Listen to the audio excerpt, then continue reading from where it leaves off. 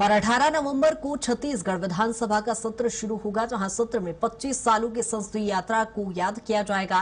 विधानसभा के वर्तमान भवन में एक दिन का सत्र रखा गया है, जिसके बाद सभी विधायक 25 सालों की यात्रा का यहां पर अनुभव साझा करेंगे। इसके बाद नए विधानसभा भवन में एक लगातार चूंकि शीतकालीन सत्र यहां पर जारी रहेगा, जहां आपको बता दें कि नए भवन का प्रधानमंत्री नरेंद्र मोदी ने उद्घाटन किया था, जिसके बाद शीतकालीन सत्र वर्तमान भवन में आयोजित किया जाएगा, जहां एक दिन पुराने भवन में 25 सालों की यात्रा का अनुभव भी यहां पर सभी विधायक साझा करेंगे। आपको बता दें कि नए विधानसभा में उसके बाद शीतकालीन सत्र की शुरुआत होगी। 18 नवंबर से शीतकालीन सत्र शुरू होगा, जिसमें आपको बता दें कि पुराने भवन में एक दिन के लिए शीतकालीन सत्र रखा गया है, जहां 25 सालों पुरानी यादों को यहां साझा किया जाएगा, संसदीय कार्य प्रणाली को याद किया जाएगा। सभी विधायक यहां पर अपने अनुभव भी साझा करते नजर आएंगे।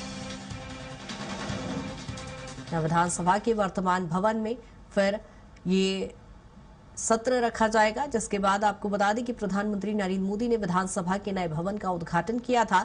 और जब पुराने भवन में ये शीतकालीन सत्र शुरू होगा तो यहां पर यादें भी साझा विधायक करते नजर आएंगे। और ज्यादा जानकारी के साथ दिलीप साहू हमारे साथ जुड़ गए हैं। दिलीप, क्या कुछ जानकारी, यहां पर 18 नवंबर से विधानसभा का शीतकालीन सत्र शुरू हो रहा है? जी बिल्कुल कृतिका, बता दें कि 18 नवंबर को एक विशेष सत्र का आयोजन किया गया है। एक दिवसीय सत्र है, जिसमें जो पुराने विधानसभा भवन है छत्तीसगढ़ के, उसमें यह सत्र का आयोजन किया जा रहा है। और इस सत्र के पीछे जो 25 साल की संसदीय यात्रा है छत्तीसगढ़ की, क्योंकि छत्तीसगढ़ राज्य का गठन साल 2000 में हुआ था और 25 वर्ष हो गए हैं। इसी को लेकर एक संसदीय यात्रा को लेकर एक विशेष सत्र का आयोजन किया जा रहा है, क्योंकि जब राज्य का गठन हुआ था तो पहला जो विधानसभा का सत्र है वो लगा था राजकुमार कॉलेज में अस्थायी तौर पर। उसके बाद फिर यहाँ पर जो अभी वर्तमान में जो भवन है छत्तीसगढ़ राज्य का, रायपुर का, राजधानी रायपुर का, वहां पर लगातार संचालित हो रहा है, क्योंकि नया रायपुर में अब नया भवन अभी बन चुका है। उसका उद्घाटन प्रधानमंत्री नरेंद्र मोदी जी कर चुके हैं। तो अगली बार से जब शीतकालीन जो सत्र है जो पूरी तरह वहां पर संचालित होगा, उसके पहले, क्योंकि अभी 25 रजत जयंती वर्ष चल रहा है छत्तीसगढ़ राज्य की स्थापना का, इसको लेकर विशेष सत्र का आयोजन किया जा रहा है, जिसमें संसदीय यात्रा का उल्लेख किया जाएगा। और खास करके जो तमाम मंत्रीगण है, विधायकगण है, जो छत्तीसगढ़ में लगातार जीत के आए हैं, वो सभी अपनी यात्रा को इसमें साझा करेंगे।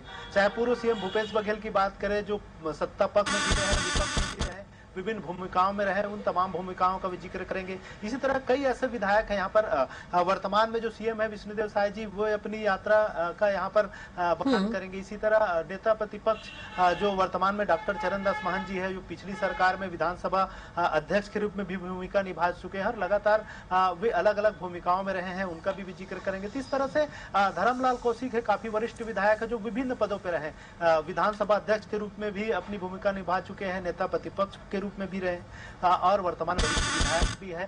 तो वो भी अपनी इस तरह से तमाम जो वरिष्ठ विधायक है, चाहे अजय चंद्राकर की बात करें, जो मंत्री भी रहे पिछले रमन सरकार में और वर्तमान में वरिष्ठ विधायक है, तो सभी लोग किस तरह से उनका संसदीय यात्रा रहे, जो तमाम जो वरिष्ठ विधायक है, मंत्रीगण है, वे सभी अपने यात्रा के इतिहास को यहाँ दोहराएंगे। और साथ ही साथ क्योंकि 25वां वर्ष है छत्तीसगढ़ राज्य।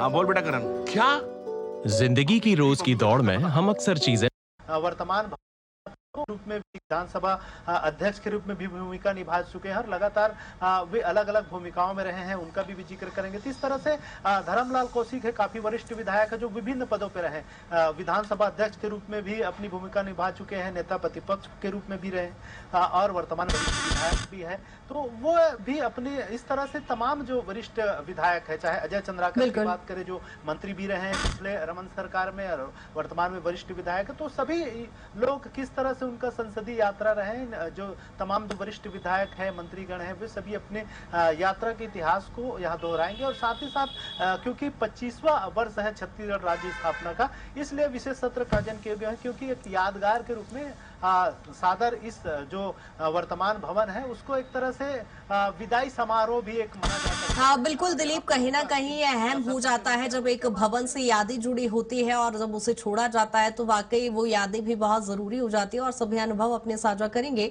बने रहिएगा तमाम जानकारी के साथ।